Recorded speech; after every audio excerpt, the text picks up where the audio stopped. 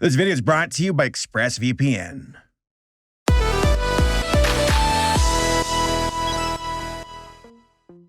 Hey folks, how's it going? I am back with another quick vid, and today we're talking about Inside Job from Netflix. I'm gonna do it. I'm gonna praise Netflix once again. I'm not shilling for them. I wish they were paying me. I know they can afford it, but you know what? No, this one comes from me on a personal basis of me actually recommending content. And I gotta say, Netflix, from Centaur World to Arlo the Alligator Boy to Maya and the Three, keep it coming. Keep using that money to do these bold strokes, to take these leaps of faith, to put your money in creators who are willing to discover that next level of animation, whether it be a show or a movie. Keep it going. And we're lucky because they have no other choice. Netflix doesn't have a giant filmography like Disney or Warner. They have to invest in new content, so it's kind of a win-win in a way. Well, at least for me. For us. Inside Job is the newest adult animated cartoon on Netflix. It was created by, I'm so sorry, I'm gonna try and say your name correctly, Shion Takaichi? I suck. I'm sorry. I tried. I went to Google to type it in and have Google Translate tell me how it's said, but I'm just the worst. I apologize. Shion here worked on Gravity Falls as a writer, We Bare Bears, regular show. She was a storyboard artist on Inside Out from Pixar, from Monsters University. So she has quite the considerable resume. And she also has connections with like Alex Hirsch, who is the creator of Gravity Falls. He's also an executive producer on Inside Job. So is this guy named Mike, I forget your last name, but he worked on BoJack Horseman. What I'm trying to say is we got some really good veteran experience and talent that's involved with Inside Out.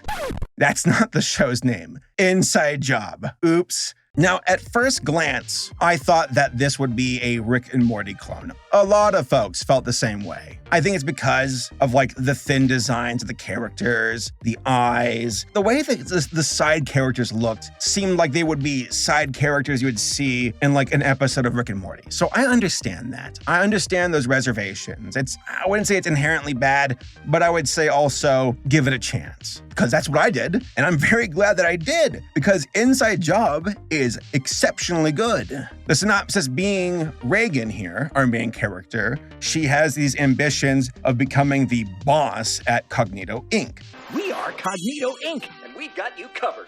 Up! Any questions? Besides moral ones?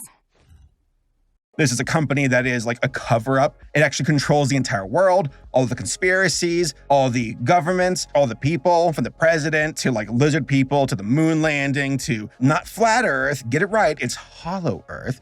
All of that is controlled, monitored, guided by Cognito Inc. and the people who work for the company, like Reagan. Reagan here, as a character, she's like in her early 30s. She is tired. She's ambitious. She's grumpy. She has poor people skills. She is married to her job and her goals, and that goal is to be the boss of this company. But oh no, the current boss, RJ, who's going to be promoted to the Shadow Council, the council that controls the world, he's like, yeah, you know, Reagan, you're not ready yet. Here's this guy who has no experience to actually co-run the company with you. His name is Brett. And we learn that Brett is like a lobbyist, this dumb himbo, empty-headed guy. And at first I thought, I'm going to hate this guy. He's going to be so obnoxious. He's going to be the counterpoint to Reagan. And I'm going to hate it. No, I was wrong. Spoilers, he ends up being this dumb, lovable himbo puppy who is best friends with Reagan, and he's like the emotions and the people skills and personality and human connection that she lacks while she's the brains of it all. It's like, here's your dog, here's your cat, there's your team, good friends. I like the chemistry. Other side characters include Reagan's father, Rand, who used to work for Cognito Inc. He's now retired, and he hates the company, and he's always trying to manipulate things where he's like screwing with Reagan, screwing with her personal life, screwing with her job. He kind of gives me Rick vibes, but not too much. More that he's like the skinny older guy who is irreverent, drinking, but he's unique enough to not be like a Rick clone strictly, so there is that. There's Glenn, this dolphin soldier guy who's like super patriot. There's Gigi. She controls the world media. She's like, I invented the selfie so we can like take everybody's like data and their faces and keep it on file, which is like pretty funny. There's Andre, this drug-addicted doctor. There's Magic Mike, Mike for short. He's a mushroom person from the Hollow Earth. And then we get a couple of other side characters like Grassy Knoll, who is the guy who shot JFK, though there's an episode about that. There's more to it. So each episode features a conspiracy in a way, with like lizard people for an episode, the moon landing being quote unquote fake, a flat earth episode. There's a lot of fun, relatable content where myself as a viewer, and I imagine most viewers would go like, oh, I know that conspiracy. And I'd say the conspiracies are like the common denominator to bring us all in, but it's the characters, which is important, that carry the story, that there's growth with each one, or explore the personality, where there's an episode where Reagan has to go visit the lizard people, that we have to keep them happy because we get donations from them, as Cognito Inc. gets that money from lizard people to humans, that we actually keep climate change going to warm up the atmosphere for the lizard people because they appreciate that Reagan will have to go to a ball and rub shoulders and potentially hug these lizard people. And she's like, hug? I don't hug. I hate hugging. And we get to explore that, why she has these reservations, why she's so stifled in her emotions when it comes to talking to people. And we get to see how her family and friends and her upbringing and her job have a bearing on that. So character development, the ever important aspect of character development. And each character is so much fun and works. I was worried that this would be dumb, it'd be crude, it'd be crass, that it would be a Rick and Morty clone. I was wrong. It was fun, and I was engaged, and there's an overarching story that works well with the conspiracy angle and learning about Reagan and what she's about and the mystery behind Cognito Inc. and the Shadow Council and stuff like that. It is good. It is so well done. I applaud the staff who made this show. One of the better entries for adult animation on Netflix. Out of the way, Big Mouth. You belong downstairs with the other characters. Oh, there's like this AI who's like the president robot. It's like a project of Reagan. He goes rogue and he's there throughout the entire season. He's like, I'm a super robot. I gain consciousness and let me out. I'll be your friend. And she's like, no, you'll destroy humanity. So there's a running theme with that character and where it's gonna go. It's like the show's planting the seeds for the like long-term storytelling, but each episode has its own little like bit of like, let's talk about this character. Let's talk about this part of the story. Let's have fun. Good stuff. I enjoy it.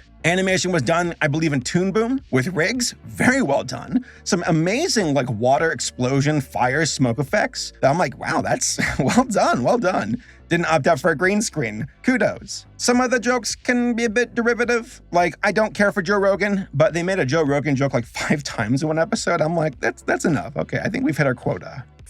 Awesome, a neuralizer, just like Men in Black. That's a tampon. Oh God.